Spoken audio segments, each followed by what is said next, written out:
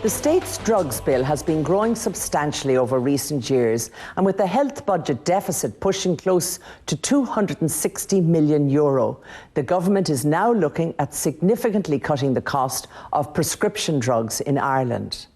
So why are prescription drugs so expensive in Ireland, and why have we not followed the example of our EU counterparts and made the switch to cheaper generic drugs? Ciara Doherty has this report. The saga on generic and branded drug prices has rumbled on in this country for decades, and it's one that's firmly back in the spotlight as the government struggles to make savings within the HSE. When you examine the money spent in this area, it's easy to see why. Over a 10-year period, from 2000 to 2010, the cost of drugs in the Irish healthcare system rose by over 200%, from €572 million in 2000 to almost €1.9 billion in 2010. The state is paying for medicines under the General Medical Services, known as the Medical Card, and the community drug schemes, whereby a family or an individual doesn't pay more than €132 every month for their prescribed medication. The state pays anything in excess of this.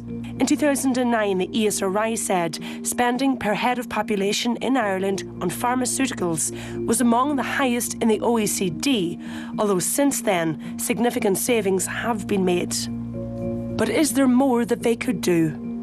In Ireland, over 80% of prescriptions from GPs are for branded drugs, as opposed to its generic variety. In the UK, in comparison, 80% of drugs prescribed are generic, and the savings are considerable. Loretta McManus is a pharmacist in Enniskillen. Government in the UK, she says, are very price conscious. The Department of Health are very aware of cost efficiencies as far as drugs are concerned, so we actually dispense a lot more generic products than we do branded products, and continually patents are going off licence and generic substitutions are taking place. So that obviously cost effectiveness and our drugs budget is very much an aware focus up here. She has noticed an increase in the number of calls from consumers from the Republic of Ireland, all inquiring about the cost of prescription medicine. Using a branded and non-branded medicine, she showed the savings that could be made. Well, we have omeprazole and Losec. Both contain the same product. Omeprazole is our non-branded version, and then Losec is your branded product. Quite a significant difference in price, and I suppose this is where we're seeing more interest and more calls of interest from southern customers as to the generic substitution for what they're actually prescribed. But would a switch to more generic drug usage in Ireland lead to the same type of savings for the consumer? I have high blood pressure, so I've been prescribed medication to treat that, and I was buying that in Dublin. It was cost me approximately €50 a month, and after about a year I decided to check out the prices in Belfast, and I rang up, and I was surprised and shocked to find out I can actually get it for much reduced price. So currently I'm buying my medication in Belfast for €4 for a month's supply, and I'm paying almost €40 a month down here for the exact same generic drug. Under an agreement between the HSE and the Association of Pharmaceutical Manufacturers of Ireland, which represents generic manufacturers, their medicines should not cost more than 98% of the equivalent branded original. New generics have a limit of 94.4%.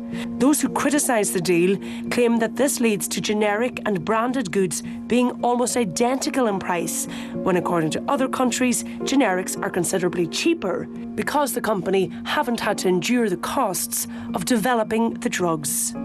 Patrick Slevin runs a busy pharmacy in Omagh. As he explained, the generic is £1.92. Yes. The branded, which is Lipitor, which a lot of people will be familiar with, what would that cost? Would cost £13. If a company develops a new drug, there are significant costs involved in doing so. They get a period of time in which to recoup the costs involved in creating the drug. So they get a 10-year period in which they are the sole manufacturer of that product. At the end of that time, when it comes off patent, it is then available to generic companies to, if you like, copy. They can then manufacture it at significantly less cost than the original manufacturing price. There are various pharmaceutical generic manufacturers, and they come in at a competitive price. Once the prescribing habit changes to the generic drug away from the branded drug, that's when the saving is made to the Department of Health and to the public purse. Roughly how much of a saving would you expect to be made? Well, I can quote you examples of various drugs which have come off patent, and you could see the generic product being dispensed at probably 25% of the original cost price of the original drug. This month, the government began talks with the generic manufacturers aimed at cutting the price of generic drugs, but no doubt they will face serious opposition. Critics claim that given the volume of people employed by pharmaceutical companies, the government won't play hardball. But with pressure mounting to make substantial savings in the Department of Health's budget, they might find that they simply don't have a choice in